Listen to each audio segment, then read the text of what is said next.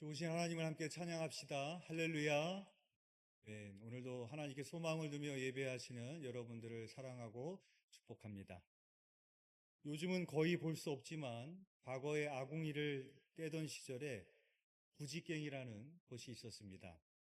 아궁이의 지피나 솔잎, 나무들을 뗄 때에 불꽃이 좀 더 잘 일어나도록 해 짓는 데 쓰는 막대기가 부지깽이입니다.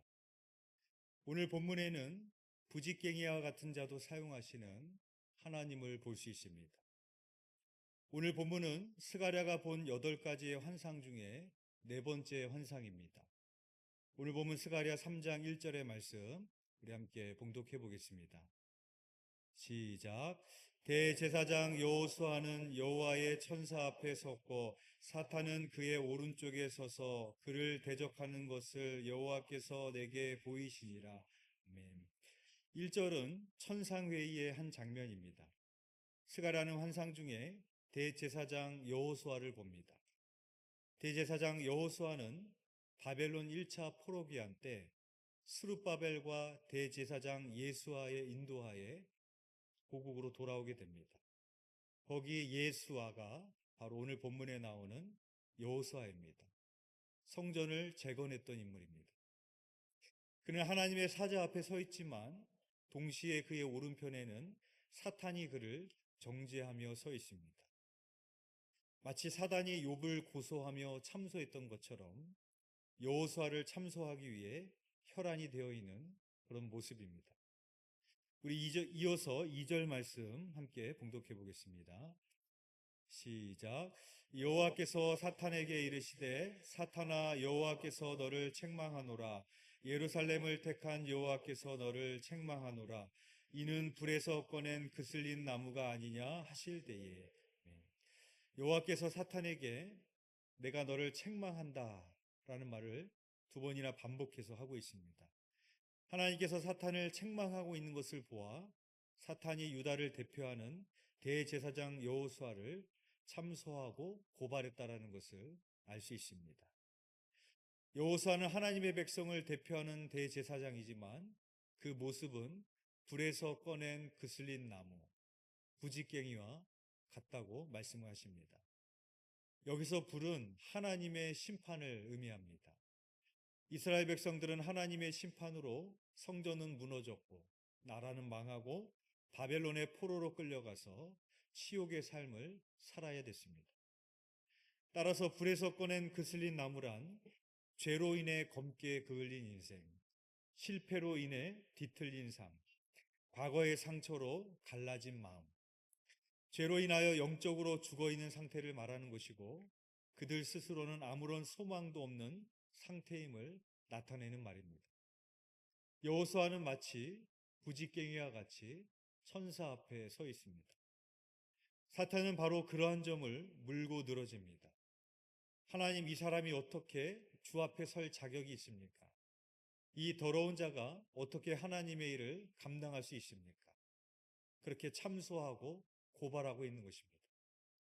그러나 하나님께서는 여호수아의 죄를 문제 삼지 않으시고 오히려 사탄의 정죄를 책망하고 계십니다. 그리고 하나님께서는 불에서 꺼낸 그슬린 나무, 부지깽이와 같은 인생을 새롭게 하시고 사용하십니다. 오늘 보면 3절에서 4절 말씀 우리 함께 읽겠습니다. 시작. 여호수아가 더러운 옷을 입고 천사 앞에 서 있는지라 여호와께서 자기 앞에 선자들에게 명령하사 그 더러운 옷을 벗기라 하시고 또 여호수아에게 이르시되 내가 네 죄악을 제거해 버렸으니 내게 아름다운 옷을 입히리라 하시기로. 이스라엘은 불에서 꺼낸 그슬린 나무와 같았고 그들의 형편은 마치 죄로 인하여 더러운 옷을 입고 있는 자들과 같았습니다. 출애굽기 28장에 보면 제사장의 옷에 관한 규례가 나옵니다. 일반 제사장들은 흰색 세마포 속바지, 흰색 세마포 상의, 긴 허리띠, 흰색 세마포로 만든 모자를 입습니다.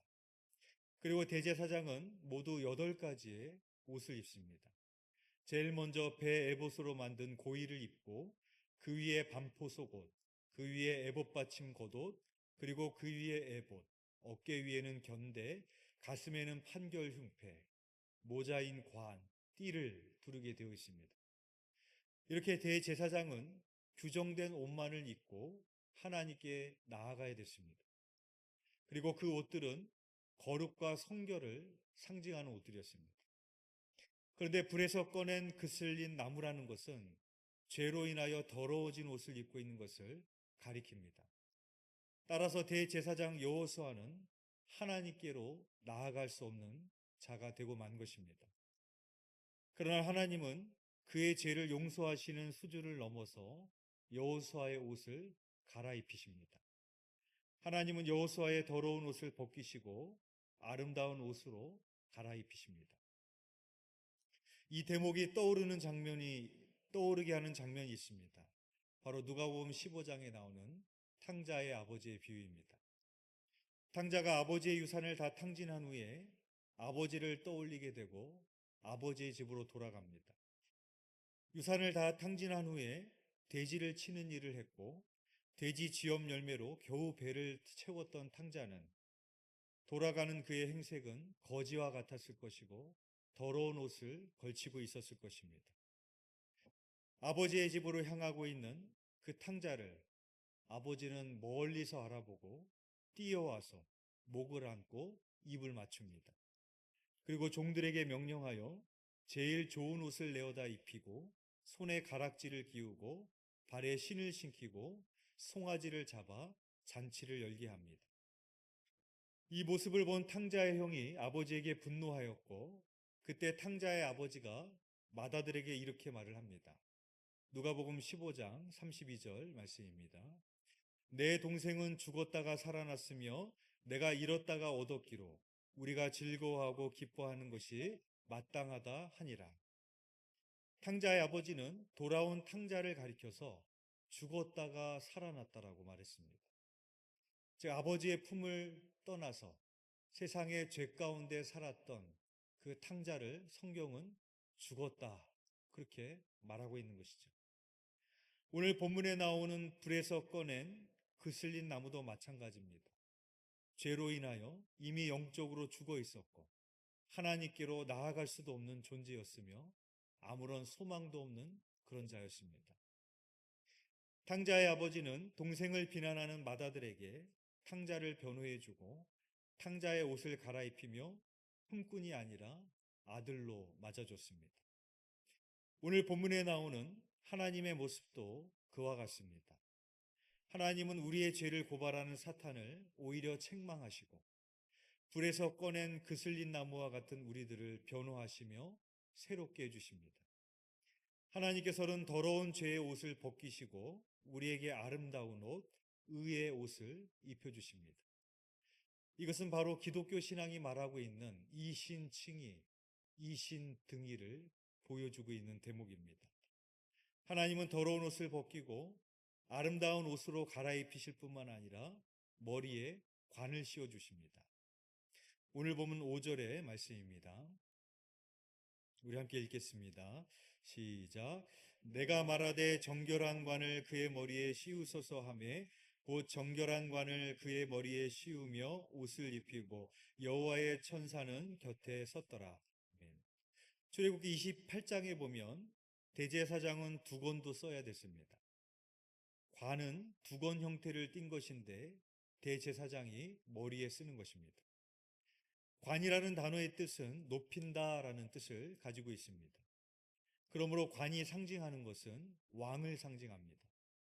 하나님이 우리를 왕 같은 제사장으로 세우셨다는 것은 우리들 각자의 머리 위에 생명의 관을 씌우시고 우리를 높이셨다라는 의미를 가지고 있습니다.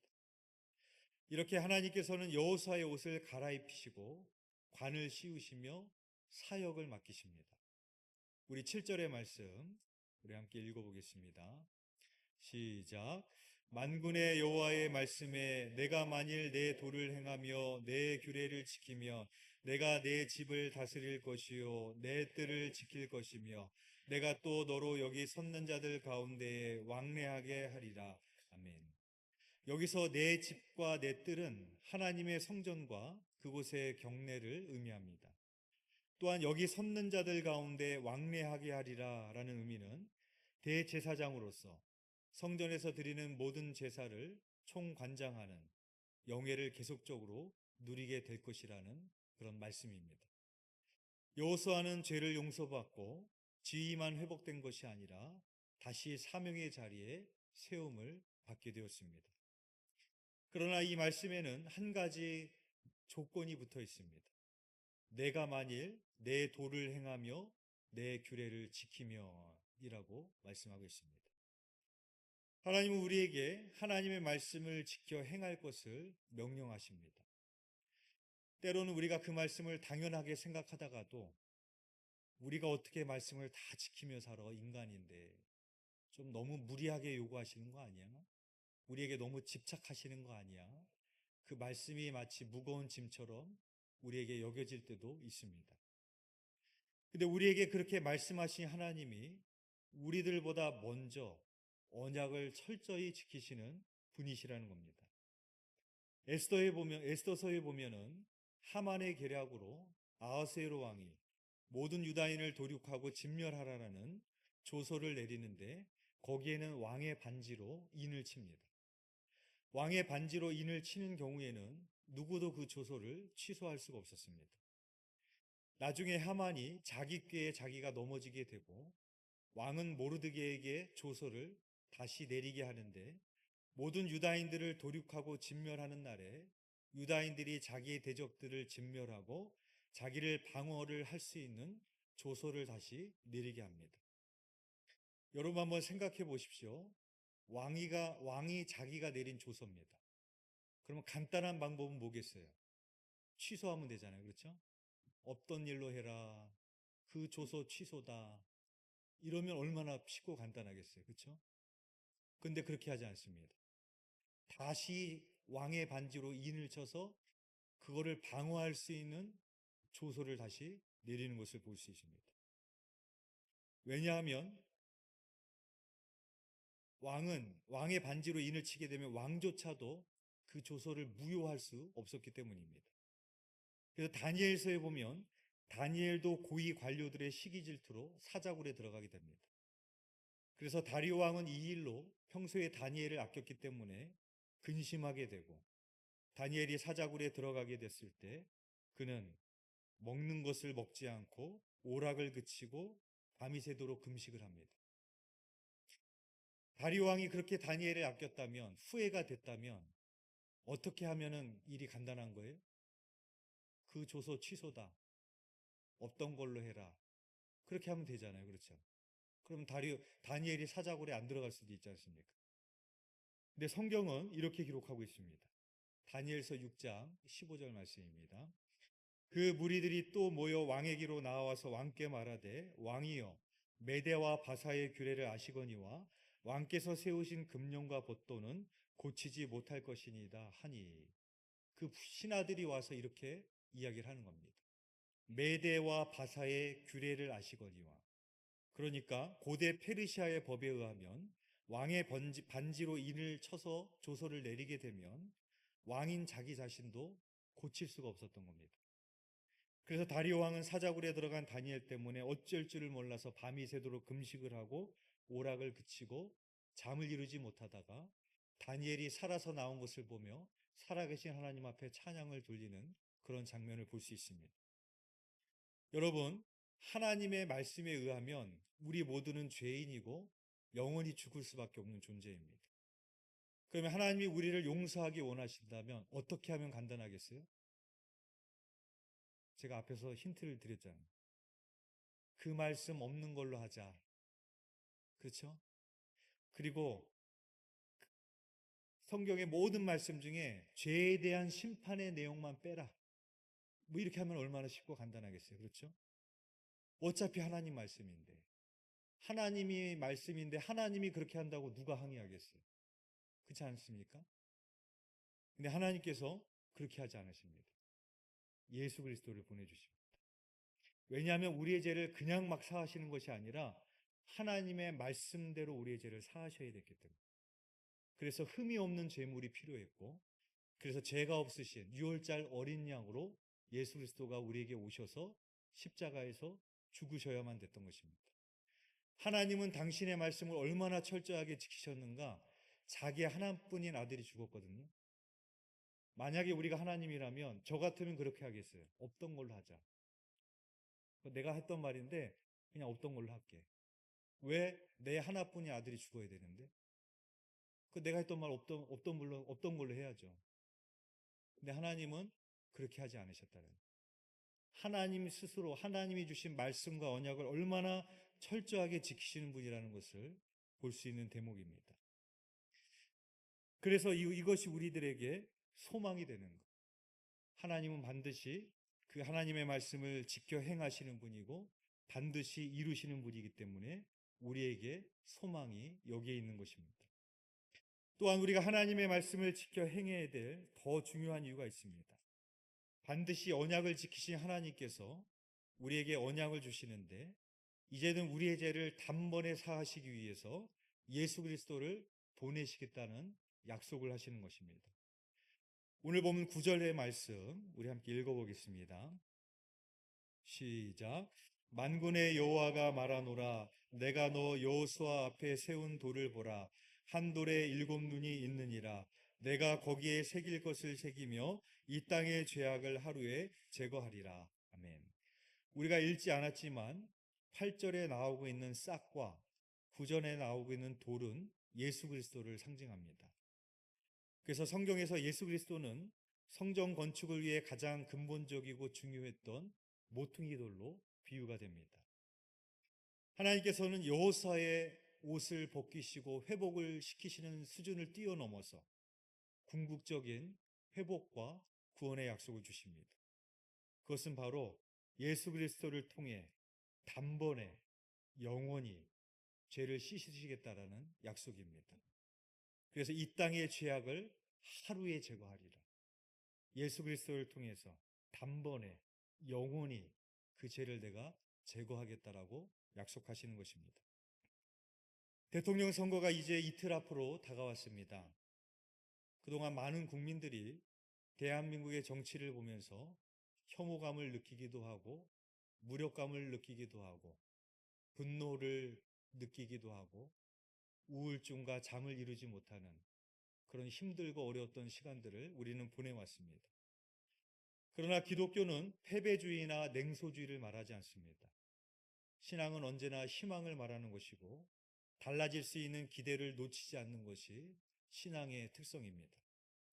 그래서 우리나라의 민주화 역사를 보더라도 많은 독재 정권과 권위주의 정권에서 많은 희생자들이 나왔습니다. 독재 정권과 권위주의 정권이 안 끝날 것 같았지만 그것이 현실이었지만 민주화를 이뤘습니다. 미국의 경우도 마찬가지입니다. 이미 법률적으로 사회적으로는 인종차별의 뿌리가 깊었습니다. 전혀 바뀌지 않을 것 같은 현실이었습니다. 그러나 마틴 루터 킹 목사님은 그런 현실 속에서도 I have a dream, 나에게 꿈이 있습니다라는 연설문처럼 신앙 안에서 꿈을 꾸었고 그분의 꿈은 실현이 됐습니다. 우리들도 마찬가지입니다. 대한민국의 정치 현실뿐만 아니라 우리들 각자의 현실도 모든 것이 어둡고 암울한 상황일지라도 그리스도인은 패배주의나 냉소주의에 빠지는 것이 아닙니다. 오늘 말씀처럼 부직갱이를 들고 다 꺼져가는 불인 것 같지만 제 속을 뒤져서 남은 불씨를 찾아내고 그 불을 살려내고 하나님의 뜻이 어디 있는지를 바라보고 희망을 바라보는 자가 바로 그리스도인입니다. 존 웨슬리는 18세기의 영국을 복음으로 변화시킨 위대한 인물입니다. 그런데 웨슬리 목사님이 어린 시절에 생명을 잃을 뻔한 위험한 순간이 있었습니다.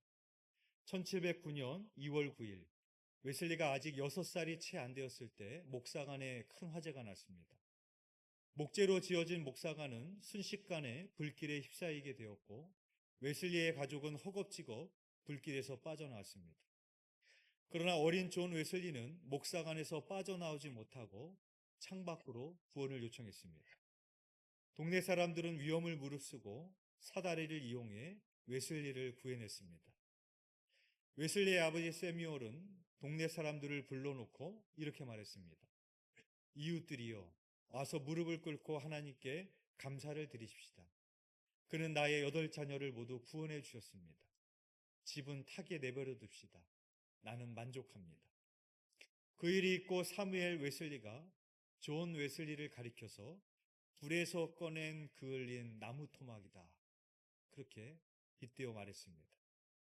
조지아주 선교에서 참담한 실패를 경험하고 구원의 확신까지 의심하게 되었던 웨슬리는 불에서 꺼낸 그슬린 나무, 부직갱이와 같은 인생이었습니다. 그러나 웨슬리는 1738년 5월 24일 전혀 다른 불을 경험하게 됩니다.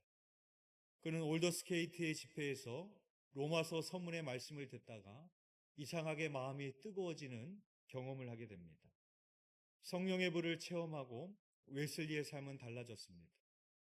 부직갱이와 같은 인생에 하나님의 불이 임하여서 영국 사회를 변화시키고 열방을 향하여 복음을 전하였습니다. 끝으로 조경숙 시인의 부직갱이라는 시를 읽어드리겠습니다. 한때 하늘을 향해 가지를 뻗던 나무, 아궁이에 불을 지피고 죽어가는 불씨를 끌어모아 살리는 것이 나의 일생입니다. 막힌 숨통을 트며 조금씩 검게 타들어가도 아랑곳하지 않는, 마당에 솥을 걸고 돼지를 삶아 동네 잔치를 하는 날이라도 되면 더욱 바빠진다. 곡식을 널어놓은 멍석을 어슬렁거리는 닭들을 내쫓기도 하고, 마당의 흙바닥에 기역 니은 끄적거리는 연필이 되었다가 가끔 길손이 묻는 길을 가리키는 손가락이 되기도 했다.